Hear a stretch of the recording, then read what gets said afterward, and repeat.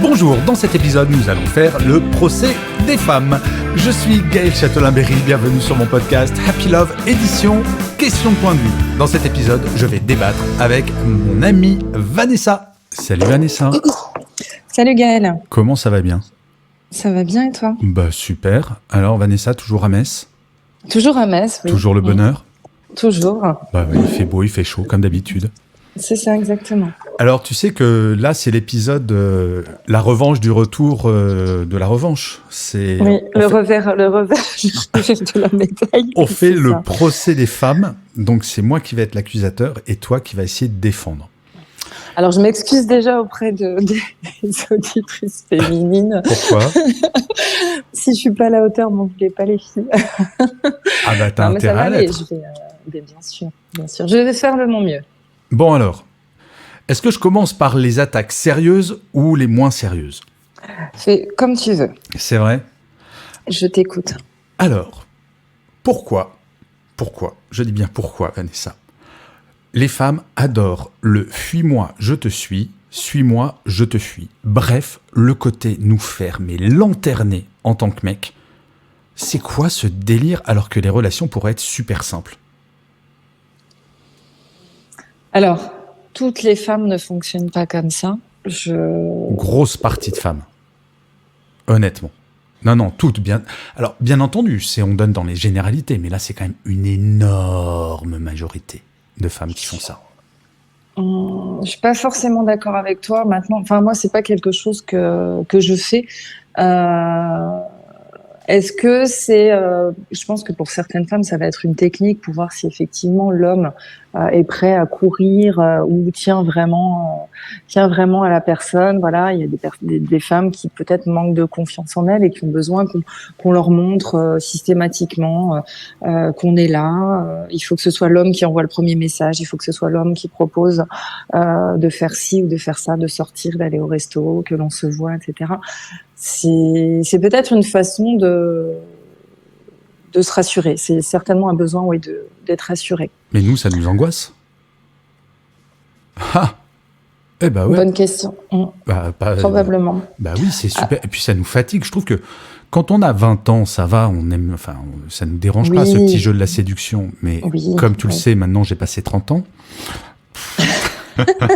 De carrière. C'est ça. Et je supporte plus ça. Mais je trouve ça puéril. En fait, c'est ça. Je trouve ça puéril. Je trouve que la vie est courte et qu'à un moment, si on kiffe quelqu'un, on lui dit quoi. Ah oui, tout à fait. J'ai un vieil ami parisien qui m'a toujours dit, Vanessa, il faut que tu dises ce que tu penses. Il faut que tu écrives quand tu as envie d'écrire un message. Il faut pas que tu sois gêné de le faire. Il est pas mal ce pote parisien. Je le connais ou pas ? Vous avez quelques similitudes. Non, mais c'est vraiment un conseil pour les femmes, c'est arrêter de jouer à ce jeu-là. Ça ne sert littéralement à rien. Je comprends, Gaël, mais c'est vraiment... en fait, je pense que l'homme peut penser donc que la femme fuit et on peut, en tant qu'homme, on peut avoir l'impression que la personne nous échappe. Donc, on veut toujours avoir ce qui nous échappe. On est toujours attiré par quelque chose qu'on ne veut pas avoir. Je pense que c'est une méthode de séduction. S'éloigner de l'autre pour mieux l'attirer, en fait. Voilà. Je suis pas en train de prendre la défense de la femme, mais je pense que c'est une période... t'es censée le faire quand même, Vanessa. Je te rappelle que t'es l'avocate des femmes sur ce coup-là. Je comprends ton point de vue, mais je pense que c'est aussi une méthode de séduction pour mieux attirer l'autre finalement et pour être rassuré. Mais je pense que c'est je vais aller dans ton sens et dire que c'est quelque chose qui ne doit pas durer dans le temps, dans une relation, parce que ça peut faire fuir l'homme effectivement aussi. Ah bah moi ça me fait fuir, mais au bout de 2 secondes. Mais vraiment. Et d'ailleurs, mon deuxième reproche, deuxième agression, deuxième attaque. Tu es prête ? Pourquoi vous, mesdames, vous n'arrivez jamais à l'heure au restaurant ou à quoi que ce soit ? Vous êtes toujours en retard. C'est quoi ce truc ? Genre, je veux me faire désirer, si j'arrive en avance, trop il va croire que c'est gagné. Non, mais faut arrêter avec ce délire, c'est pareil, c'est exactement comme le point précédent. C'est quoi ce jeu de dupe ? Alors Gaëlle, c'est pas les femmes qui ont un problème de ponctualité, c'est pas uniquement quand elles viennent en rendez-vous avec Gaëlle Châtelain. C'est pas uniquement des rendez-vous galants, c'est pas uniquement pour les rendez-vous amoureux. Là, moi, je te parle des rendez-vous amoureux. Je n'ai jamais eu un rendez-vous amoureux où la femme arrivait à l'heure. Parce que tu es tombé sur des femmes qui avaient un problème de ponctualité. Moi, personnellement, j'ai un gros souci de ponctualité. Que ce soit un rendez-vous pro, que ce soit un rendez-vous médical, que ce soit un rendez-vous galant, j'ai beau mettre tout en œuvre pour essayer d'être carré au niveau timing, je suis incapable, et c'est pas de la mauvaise foi, c'est vraiment pas de la stratégie ou quoi que ce soit, je suis incapable d'être à l'heure. C'est c'est comme ça. Il y a des personnes qui manquent de ponctualité, tu ne peux pas leur en vouloir. C'est pas de la mauvaise foi en disant je vais me faire désirer, je suis pas d'accord. Écoute-moi, on se connaît depuis combien de temps ? 15 ans ? À peu près ? Un peu plus. On peut dire que depuis le temps qu'on se connaît, j'ai eu un certain nombre de dates. Tu le sais. un nombre certain. Ça ne m'est jamais arrivé qu'un date arrive à l'heure. Alors, je veux bien pas avoir de bol et tomber sur des femmes qui sont pas ponctuelles, mais j'ai tendance à penser que c'est une forme de norme. Mmh. Après, tu es peut-être trop ponctuel, Gaëlle. Il y a des hommes qui sont trop ponctuels. De te connaissant, je sais que tu arrives très souvent en avance à tes rendez-vous, que ce soit professionnel, personnel, galant ou autre. Alors peut-être qu'il y a un problème de réglage entre l'homme qui arrive, qui est trop ponctuel, donc qui va arriver en avance, et la femme qui a un problème de ponctualité. Après, oui, effectivement, tu as des femmes, je suis d'accord avec toi, qui veulent peut-être impressionner en s'inventant une vie overbookée, etc. Et pour ne pas donner la priorité dans leur journée ou leur soirée, c'est possible. Pas donner le sentiment d'être en attente, en fait. Je comprends, mais c'est pas. Alors, je vais te dire que c'est pas de la mauvaise foi et c'est pas la volonté de toutes les femmes. Malheureusement, peut-être que tu es tombé sur des femmes qui... Est-ce que tu as déjà posé la question à une femme que tu as rencontrée en date est-ce que tu lui as posé la question, pourquoi est-ce que tu es en retard ? Peut-être que la nana, elle attendait sa babysitter, peut-être qu'elle est sortie de réunion en retard tu sais bien que ça ne se fait pas. Mais par contre, Vanessa, j'en ai parlé avec une femme avec qui j'ai passé pas mal d'années, qui donc, elle, se forçait à être à l'heure, mais elle me disait, je suis obligée de me forcer parce que, effectivement, en tant que femme, ça se fait pas trop d'arriver à l'heure à un rendez-vous avec un mec parce que ça fait vraiment trop, je suis en attente. Et après, plusieurs années de vie commune, elle me disait toujours ça. Que c'était, elle savait que c'était important pour moi, mais qu'en tant que femme, elle comprenait pas pourquoi c'était important. Ouais. Et je vais citer une grande philosophe, alors fais attention, c'est ma grand-mère, qui me disait très souvent, la ponctualité, c'est la politesse des rois. Et j'aime à penser que ça peut être celle des reines aussi. En fait, je t'ai séché sur ce coup-là. Non, alors, j'adore ta grand-mère. En fait, c'est un sujet qui peut être développé, mais pendant des heures. Après, il y a effectivement plusieurs catégories de femmes. Est-ce qu'il y a la mauvaise foi ? Est-ce qu'il y a la femme qui veut se faire désirer ? On a la femme qui est vraiment overbookée et qui arrive en retard sans vraiment le vouloir, sans avoir calculé la chose. Voilà, tu as plusieurs typologies de personnes et c'est difficile de prendre défense de la femme sur cet aspect-là, puisque tout le monde ne le fait pas de la même manière et dans la même optique. Donc voilà, moi je sais que je ne ferai jamais un retard à un rendez-vous galant volontairement. Je le fais malgré moi parce que je suis toujours coulée. Alors le point suivant, il faut pas nous en vouloir. Le point suivant va être compliqué pour toi. C'est une vraie question que tout homme se pose. Non, mais vraiment, c'est un truc. Imagine, t'es chez toi, donc t'es un mec, et tu sais qu'avec ta chérie, tu dois aller au cinéma. Ok, tu dois partir de la maison à 19h30, par exemple. Donc, il est 19h28, tu commences à mettre ton manteau et compagnie, tu commences à ouvrir la porte, ta chérie met son manteau, et là, elle te regarde. Ah, oups, faut que j'aille faire pipi. Pourquoi vous faites pipi juste avant de partir ? C'est quoi ce délire ? Mais c'est quasiment du 100%. C'est horripilant. Pourquoi tu vas pas à 19h25 ? Je sens que ça te parle, ça. Non, mais il faut que vous ayez conscience que c'est horripilant pour les mecs. Non, mais très bien. Je peux comprendre. Après, je pense que c'est une habitude. C'est une habitude et j'ai envie de te dire, c'est limite un tic. C'est un truc hyper tenace. Moi, je sais que je le fais. Mais une fois que tu as mis ton manteau. Pas forcément. Oui, ça peut m'arriver. D'accord. Ça peut m'arriver de le faire après avoir mis mon manteau. Alors, le pire, c'est quand tu es au ski, que tu as mis la combi et tout ça. Tu sais quoi. Bah oui. Mais oui, ça peut. Faut pas nous en vouloir. C'est voilà, on a envie d'être plus à l'aise. Après, il vaut mieux le faire en étant à la maison avant de partir au ciné que pendant le film. Tu vois ce que je veux dire?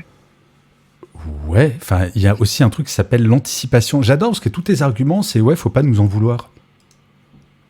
Ben c'est vrai, on est comme ça, mais vous nous aimez comme on est, ça vous fait rire, ça donne matière à discussion. Tu vois. Non, c'est saoulant, je te jure. Ah non, ah je vois sur quel terrain tu veux aller, mais non, c'est pas, non, c'est pas charmant. Retenir, etc. Et tu peux passer un moment désagréable. Ah d'accord, ok. Donc en fait, il faut juste pas vous en vouloir. Il ne faut pas nous en vouloir. D'accord. Alors je vais attaquer le point suivant, qui est un petit peu plus hardcore, celui-là encore. Et le pire, c'est que je connais pas forcément ta réponse. Il y a quelque chose que je remarque malgré tout chez certaines de mes copines. Pas forcément mes chéries, mais mes copines. Je crois que quand même pas mal de femmes sont un tantinet vénal. Et qu'entre deux mecs, un qui a une jolie voiture et l'autre qui roule en Vélib, bah il y en a pas mal qui vont aller vers la jolie voiture. Or, alors je complète un petit peu, parce que on m'a expliqué, oui, c'est une question de sécurisation et compagnie. Ça, je l'entends, mais ça, c'est un truc de nos mères, et nos grands-mères et arrière-grands-mères. Maintenant, on parle d'égalité femmes-hommes, y compris sur les salaires, les carrières. Maintenant, beaucoup de femmes font des très belles carrières, ont des vrais salaires et compagnie. Et pourtant, ce comportement ne change pas. J'ai beaucoup entendu des copines dire, oui, mais moi, j'ai besoin d'être sécurisée. Mais pourquoi tu as besoin d'être sécurisée? T'es quelqu'un d'indépendante. T'en as rien à faire de savoir s'il a une jolie voiture ou pas. Ce comportement-là ne change pas, il est ancré probablement depuis des siècles, en fait. Mais... Ouais. Alors explique-moi pourquoi les hommes veulent toujours être avec des femmes qui sont dotées d'un physique avantageux. Bah, ça n'a rien à voir. Ah si, voilà. Non. Alors, excuse-moi, va dans certaines boîtes à Paris et tu vas voir...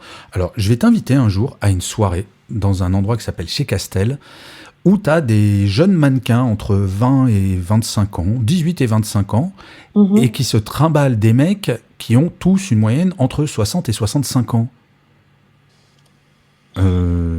C'est pas moi, personnellement, je m'en cache pas, mais comme toi, Vanessa, moi, j'ai pas envie d'être avec quelqu'un que je ne désire pas physiquement. Bien entendu qu'il y a une attirance physique. Mais là, quand tu vas chez Castel, c'est plutôt l'amour du portefeuille, quand même. Oui, non, mais bien sûr. Après, c'est encore une fois, toutes les femmes ne fonctionnent pas de cette manière-là. Alors oui, effectivement, il y en a certainement une majeure partie, je suis d'accord. C'est quand même rassurant pour une femme de se dire que voilà, son compagnon a une aisance financière. C'est vrai que le fait de voir un mec avec une grosse voiture, ça peut être rassurant pour certaines femmes. Un mec avec un gros poste peut être rassurant pour certaines femmes. Mais encore une fois, c'est pas le cas de toutes les femmes. Ok, donc toi, entre un super beau mec, super drôle, mais un vrai crevard côté thune, et un mec super moche, un peu chiant, pas trop chiant, mais un peu chiant, mais blindé de thunes, tu vas où? Ah bah je vais pas vers le mec blindé de thunes. Tu vas vers le crevard, vraiment? Non, je vais pas vers le crevard, mais là tu pars dans deux extrêmes. Je vais vers le mec qui me plaît physiquement, qui me fait rire, avec qui j'arrive à avoir une vraie conversation profonde, des échanges, etc. Je vais ni vers le crevard, ni vers le mec vieux, moche et blindé. Tu vois ce que je veux dire? Quelque chose qui rend heureux une femme, dans le fond. Est-ce que c'est des relations qui sont éphémères? Est-ce que voilà, la question elle est là. Je prends pas forcément la défense des femmes dans mes propos, mais moi je considère que c'est pas une généralité. Oui, effectivement, on est dans une société où de plus en plus de jeunes filles sont attirées par les belles choses, par les hommes qui peuvent leur offrir des jolis sacs à main, des jolies chaussures, des jolis vêtements de haute couture, des belles bagnoles. bagnole, etc. Mais encore une fois, c'est pas le cas de tout le monde. Tiens. Je pense que ce type de relation, c'est de la relation éphémère pour moi. On parle pas de vraie relation. Bien sûr. Alors, ça me fait penser à un autre reproche que je pourrais faire aux femmes, et tu vas peut-être pouvoir m'expliquer. C'est quoi, ma chère Vanessa, ce délire avec le duck face? À quel moment les femmes peuvent penser que vous êtes jolie en faisant un duck face? Non mais, sérieusement, c'est quoi ce truc? Pourquoi? Mais je sais pas, vous êtes love de Donald Duck ou... Alors, tu sais que le duck face, c'est has-been. Hein. Maintenant, on parle du fish gape.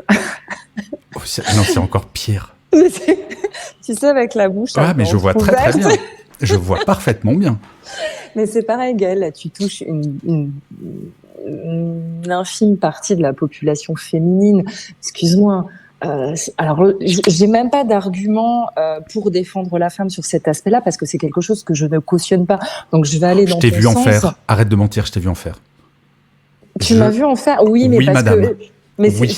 C'était pour rire ou pour envoyer une bêtise ou voilà. Mais sur mes photos de profil ou autre, je ne fais pas de duck face. Je le fais ponctuellement pour faire rire un ami ou une amie, mais je le fais pas. C'est pas quelque chose que je cautionne. Tu vois sur les sites de rencontres, les nanas qui se ridiculisent. Excuse-moi, le terme est là. Elles se ridiculisent en faisant du duck face parce que je sais pas pourquoi. Parce qu'elles se disent peut-être que voilà, j'ai une attitude de bouche pulpeuse, ça va potentiellement drainer du mec.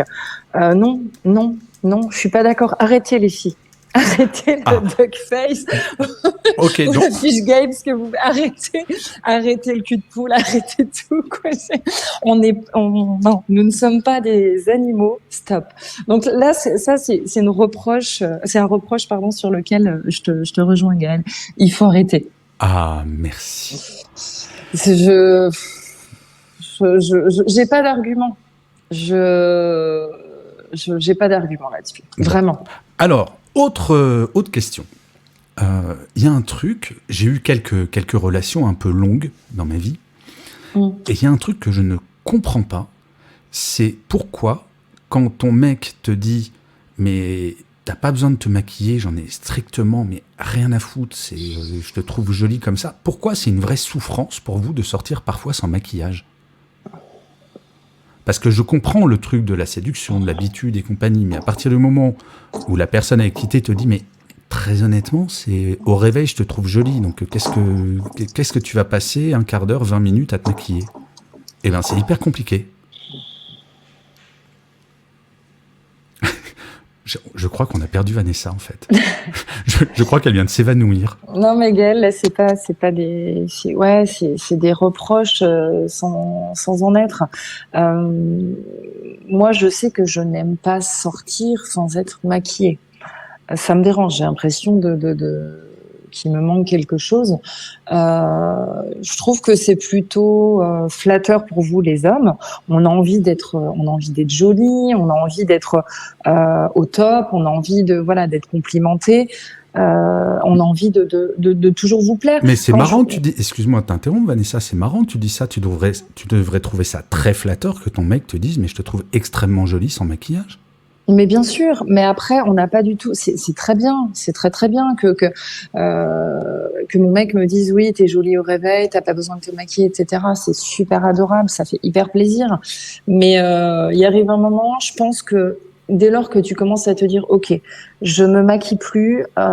Ensuite, la deuxième phase, c'est quoi? C'est t'emmènes tes gamins devant l'école en pyjama. J'en vois. Arrêtez les filles de faire le duck face et de sortir en pyjama pour emmener les gamins à l'école. Et le duck face en pyjama, ça c'est totalement illégal. Ça, faut arrêter le délire. Non, mais voilà, tu vois. Je pense qu'il arrive un moment, ça peut être une version de soi-même, une image, un reflet qu'on a de nous-mêmes. Moi, je sais que j'ai besoin, dès que je sors, que ce soit pour aller à la boulangerie du coin ou au supermarché, je me maquille. Je me maquille un minimum, je fais pas un maquillage de soirée, mais pour moi-même, pour me sentir bien dans ma peau, je le fais.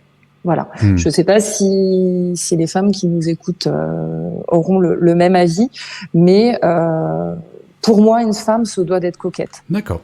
Après, oui, effectivement, le dimanche, voilà, le week-end, tu pars en week-end avec ton chéri, bah voilà, et puis tu rends service à ta peau aussi en disant, bon, bah, ce week-end, je me maquille pas, mais de toute façon, mon mec, il m'aime sans maquillage, donc tant mieux.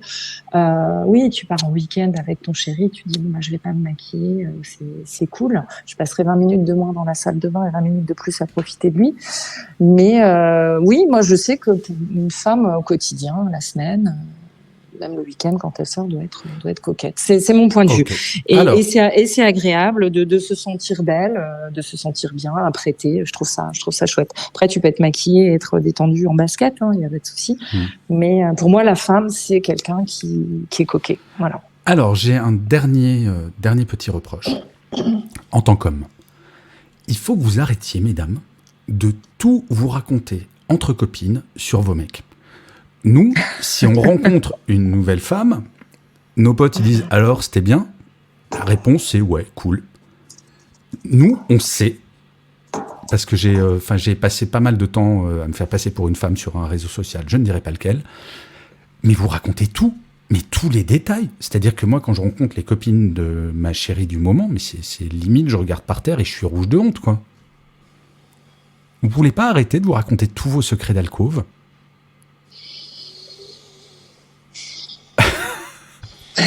Le silence en dit long. Non, mais c'est fou parce qu'on nous accuse, nous, d'être des gros relous, ce qui est vrai parfois, je te l'accorde. Mais en l'occurrence, dans nos relations amoureuses, on est très discret. T'entendras jamais deux mecs, mais même deux super potes raconter les détails du « la meuf, elle est gaulée comme ça, on a fait ci, on a fait ça ». Mais jamais. Non, jamais. Ça, tu le dis à tes copines, Gaël. Non, ça, c'est pas vrai. Mais tu sais très bien que c'est pas vrai en plus. Je plaisante. Il faut pas prendre. Toi, tu prends ça comme quelque chose de négatif. Moi, je trouve ça profondément. Je trouve ça profondément impudique, ouais. Je trouve que l'intimité, même d'une rencontre. Enfin, pardon, je vais être grossier. J'ai aucune envie que les amis de ma copine connaissent tous les détails de mon anatomie. Ça nous appartient à nous deux. Point. Je suis d'accord. Ni de nos pratiques, ni de plein de trucs. Enfin, et c'est vrai que c'est un aspect des femmes qui est assez désagréable. On aime vanter vos points forts. Ouais, et vous foutre de la gueule de nos points faibles aussi. Mais pas du tout, pas du tout. C'est un truc de femme. Moi, je sais qu'avec mes meilleures amies, oui, ça nous arrive de rentrer dans les détails. Après, il y a toujours une petite part de jardin secret qui reste au sein du couple. Oui, vous parlez pas de la couleur des chaussettes, par exemple. C'est pas important. Mais je comprends que ça puisse agacer certains hommes parce que, oui, effectivement, vous devez vous dire, mais c'est pas que ça agace. Qu'est-ce qu'elle lui raconte ? C'est hyper intime. J'aimerais que ça reste entre nous. Oui, effectivement. C'est pas que ça agace, c'est qu'en fait, ça supprime toute intimité. Mais ça reste très bon enfant. Et il y a pas de jugement. C'est vraiment de l'échange. C'est de l'échange entre filles. Ça peut être, voilà, on peut parler de vos points forts, des bons moments qu'on a passés ensemble. Ça peut être, en fait, ça peut être perçu, oui, par l'homme comme un petit peu une violation, je dirais. Mais franchement, Vanessa, est-ce que tu rencontres un mec, d'apprendre le lendemain qu'il a raconté tous les détails de comment t'es gaulé du sol au plafond à son meilleur pote ? C'est pas perçu de la même manière, par contre. Et pourquoi ? Moi, je le perçois pas de la même manière. Mais parce qu'on nous accuse de gros lourds, alors que c'est la même chose. Non, moi, je parle de la forme des nichons de ma nouvelle chérie. C'est pas pareil que toi qui parles de la forme du sexe de ton nouveau copain. Je vois pas. Pour moi, c'est pareil. C'est aussi violent. Oui, je peux comprendre. Ça fait partie de l'intimité. Bref, ma chère Vanessa. Après, tu sais, il y a une chose, c'est que le mec qui va parler de ses ébats sexuels avec sa chérie, avec ses amis, peut passer pour un Don Juan, un Casanova. Enfin voilà, ça peut être mal perçu. Une femme qui vante les mérites de son homme, c'est pas perçu de la même manière, de ma position de femme. Mais à tort. C'est diffusé, c'est exprimé, c'est verbalisé différemment, avec beaucoup plus de bienveillance, je pense. Ouais, je pense que ce sont des choses qui doivent changer, tu vois, dans l'évolution des mœurs, que j'entends ce que tu dis par rapport à il y a des années, mais je pense que ça pourrait changer. Enfin, tu sais, ma Vanessa, on arrive à la fin de notre entretien. C'était super intéressant, mais je pense qu'il va falloir faire d'autres épisodes. Oui. Sur les hommes et les femmes. Donc, on va réfléchir à des thématiques comme ça, mais c'était très intéressant. Tu as réussi à me convaincre sur un truc, peut-être. Lequel ? Le maquillage, un peu, mais... Le maquillage, oui. Même pas. Je suis désabusé en ce moment, Vanessa. Je suis désabusé. Ah là là. Ben, en tout cas, Vanessa, mille merci pour cet entretien. C'était trop bien.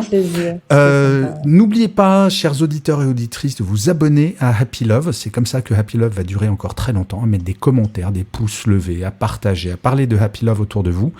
Vanessa, je te dis rendez-vous au plus tard dans 15 jours pour un entretien sur un sujet que nous déterminerons plus tard. Je te souhaite une excellente journée. Prends soin de toi et chers auditeurs, chères auditrices, prenez soin de vous. Salut Vanessa. Salut, au revoir. Ciao.